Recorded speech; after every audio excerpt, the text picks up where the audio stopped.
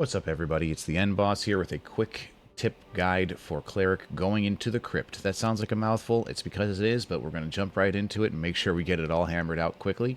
The first thing we're picking up is Holy Aura. In a 3-man group setting, this is one of the most viable traits you need to pick up, giving 45 total MR and AR throughout the squad. Basically, if you're looking at it and you think of this as an increase to your stats, it's a 15 bonus, which you can see here my armor rating is only at about 150. Now, I'm in light armor as a support cleric, which means I'm going to be sitting in the back lines, and I won't necessarily be taking the brunt of the damage, but making sure that I've got Holy Aura up, that's about a 10% overall increase to my total armor rating, which is pretty drastic, as well as when you look at my magic resist, we're only down here at 66, so adding 15 more is going to be a significant boost out of these low-value ranges. Going on through to take up Perseverance, of course, with the Warlock changes in the most recent patch, you're going to be seeing a significantly larger amount of them. This will reduce the damage of all of their dots, as well as their Hydra, as well as their own autos. Now, I know that most people would say that Protection from Evil would be a valuable pickup here.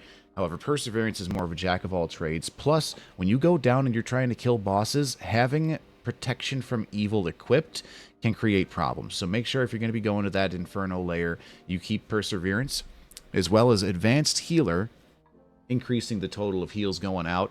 I like to consider this as, imagine in a world where you didn't need an additional heal charge because your heals were that much stronger.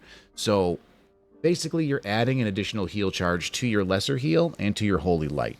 That's the way I like to look at advanced healer. When you're explaining it to somebody, it makes it sound like it's way more effective. So make sure you pick this up.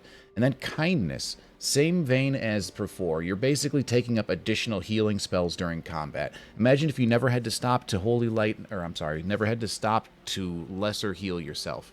You know, no light heal necessary on yourself because you managed to keep up enough greater heals or holy lights for your teammate.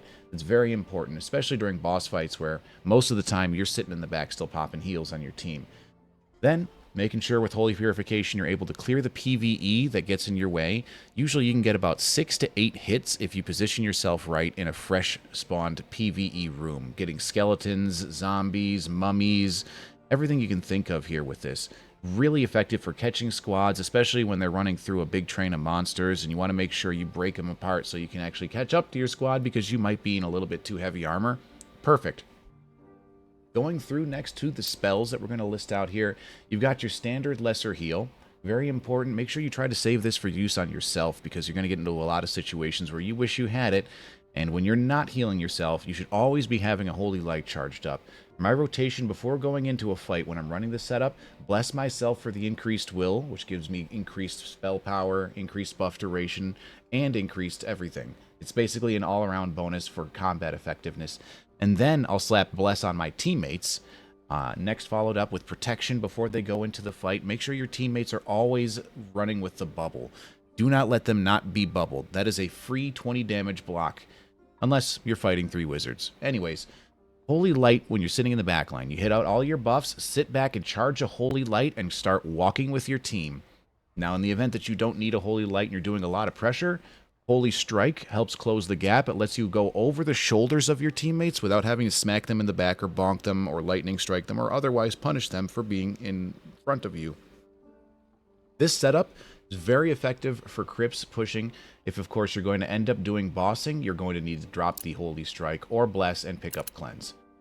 If you have any questions about the guide, stat weights, or otherwise, please feel free to ask me. Just to run through exactly on the setup here, all ats is going to be the biggest benefit to your character, as well as for me, I like to increase my knowledge, followed by my will. And in that order, you will gain the most effective stat weight on the Cleric for completing the backline experience, where you will be spending most of your time and then sitting between team fights while your team collects the loot and drops you any goodies they think you might be deemed worthy. So thank you guys very much for hanging out. Again, I appreciate it. Feel free to stop by the stream. Stay safe.